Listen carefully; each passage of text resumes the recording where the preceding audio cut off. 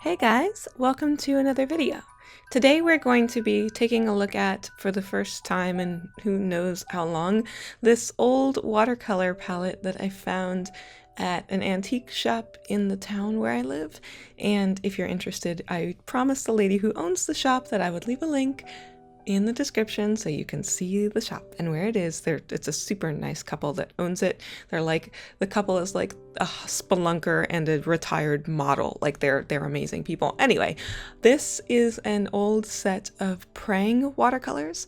Now it came with these two brushes, and Prang has been making watercolors for a long time. They still make watercolors, and they sell a lot of like cheaper student sets, and they have some slightly more expensive, slightly better quality paints as well.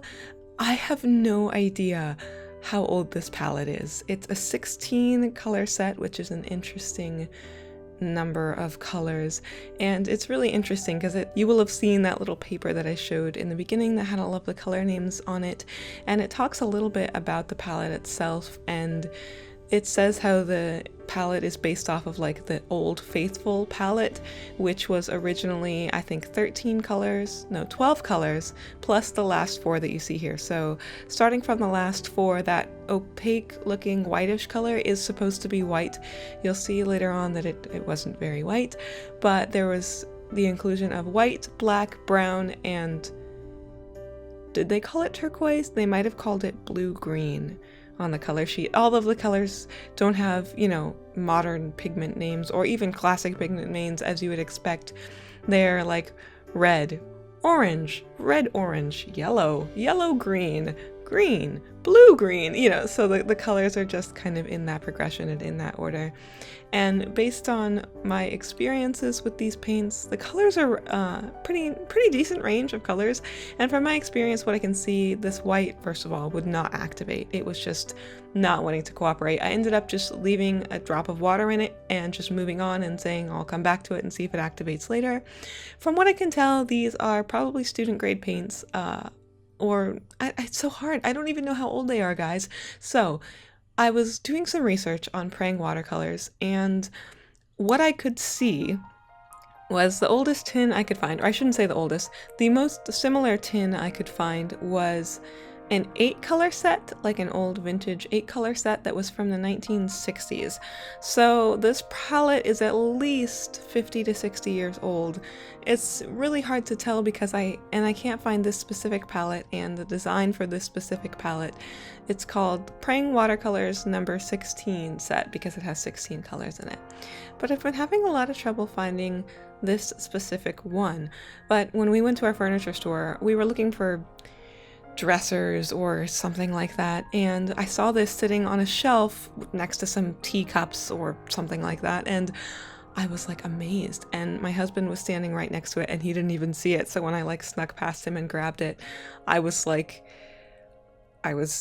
never find art supplies hardly ever in antique shops, so I was like so overwhelmingly excited. So I got this for $15, and I couldn't resist getting it when I saw it.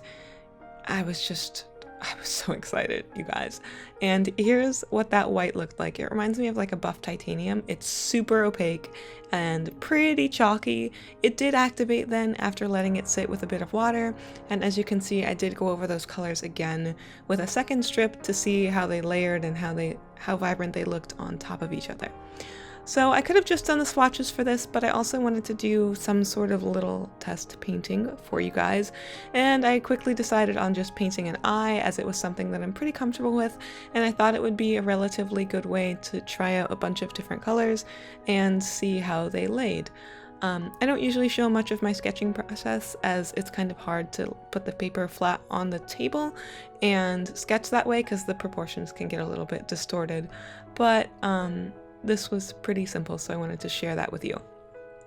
I started with laying in some colors, just dropping in some colors and keeping my paper fairly wet, and as always my skin tones started pretty natural and then quickly veered off into rainbow territory, and so you guys see it, I start trying with natural skin tones, and then things just quickly go all over the place. Really, it starts where I go, oh, it's a little too blue. I should balance this out with something else.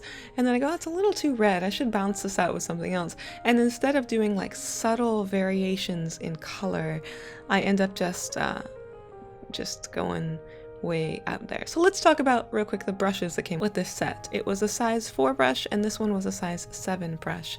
And as you will have seen in the beginning, they're pretty choppy.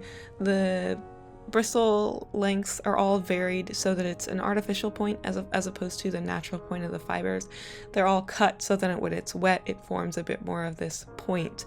And this larger brush was not too bad to work with, actually. It held water pretty nicely.